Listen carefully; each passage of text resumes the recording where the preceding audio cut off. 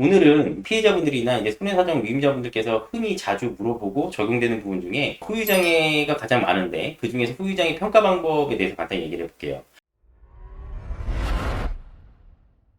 교통사고 같은 경우는 법률상 손해 같은 부분들을 평가하는 어떤 보험 적용이라든가 배상의학적인 그런 부분들은 배상의학적으로 가해자가 있고 거기에 대한 손해배상을 받을 때 내가 일할 수 있는 능력의 감소가 이 사고로 얼마만큼 감소했다. 그 능력치의 상실분을 계산해서 평가받는 게 이제 맥브라이드 평가 방법이라고 생각하시면 돼요. 그렇기 때문에 예를 들어서 뭐 여기 엄지손가락이 부러졌다. 그러면은 이 손가락이 엄지손가락이 부러지면서 이렇게 움직이거나 기능적인 부분이 제한이 생김으로써 내가 뭐 일을 못하게 되는 부분들이 있잖아요. 그 능력치의 감소, 그걸 갖다가 통증적인 부분들. 왜냐면 부러졌으면 통증도 발생하고 부러져가지고 관절에 문제 있어서 이 기능적인 부분도 발생할 수 있잖아요. 그런 부분들을 종합적으로, 그 다음에 직업적인 부분들. 예를 들어서 뭐 이제 미용사 같은 경우는 손가락을 이렇게 써서 가해질을 해야 되는데 그런 부분들도 못하잖아요. 그래서 그런 부분들, 전체적인 부분들을 이제 판단해서 배상의학적으로 이분이 손해가 어떻게 발생했다는 부분들의 기본 어떤 근거 자료로서 이제 후유장애가 평가되는 거고요. 그 다음에 또 하나가 흔히들 이제 얘기하시는 개인보험, 자기 같은 생명보험이나 상해보험에 보면 그 장애분류표라는 게 있어요. 그래서 거기에서 기준되는 게 이제 AMA 방식이라고 그러거든요. 그 AMA 방식은 순전하게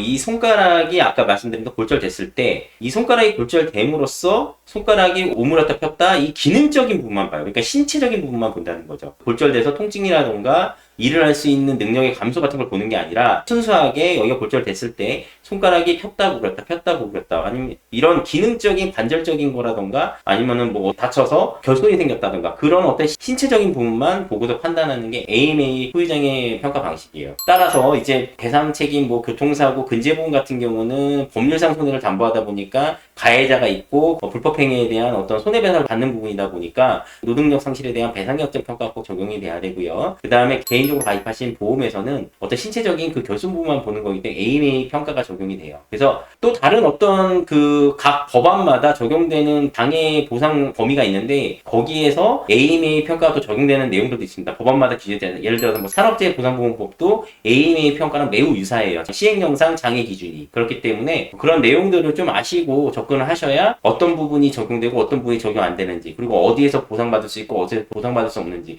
이런 것들이 구분이 되거든요. 제일 쟁점 사항은 맥브라이드 배상의학적인 평가는 한시적인 장애도 인정이 돼서 손해배상의 범위, 손해보상의 범위가 많이 도출될 수 있는데 AMA 평가에서는 그 신체적인 결손 부분이 영구적으로 인정됐을 때 보상 범위가 확정적이고 매우 정확하게 보험금을 받을 수 있다는 부분이기 때문에 그 둘의 차이를 좀 아셔야 돼요. 그래서 만약에 내가 교통사고로 뭐 척추압박골절이 발생을 했는데 교통사고 합의금을 받기 위한 배상의학적으로는 한시장애 뭐 5년, 3년이 이렇게 나왔다. 근데 뭐 AMA 평가 개인보험에서는 영구장애가 나와서 뭐 지급률 30%가 다 보상됐다. 뭐 이런 차이라고 보시면 돼요. 구체적인 부분들은 굉장히 각 사안마다 다 틀리기 때문에 뭐 예를 들어서 그런 후유장애 보상이라던가 기준들에 궁금하신 부분이 있으면은 저희 뭐 상담창구나 아니면 전문가들 이렇게 물어보시면 자세히 안내 가능하니까 그런 부분도 좀 알아보시면 될 것 같습니다. 오늘은 그 가장 대표적으로 저희 일상에서 많이 이렇게 적용될 수 있는 맥브라이드 후유장애가 뭐고 AMA 후유장애가 뭐다. 그거에 대해서 아주 간단하게 한번 이야기를 해봤고요. 그 기준들에 따라서 보상하는 범위나 적용되는 사안들이 많이 틀리니까 꼭 이런 부분들 알아보시고 본인이 해당되는 부분들이 어떤 것이다라는 것을 인지하신 다음에 보상 처리에 대해서 접근을 하시는 게 그리고 방향성을 설정하시는 게 중요하다 한번 말씀드리는 겁니다. 김선사는 오늘 이러한 내용을 갖고 이야기를 해봤고요. 다음 이 시간에도 더 좋은 내용으로 찾아뵐 것 약속드리겠습니다. 인터넷에 김손사를 검색하세요.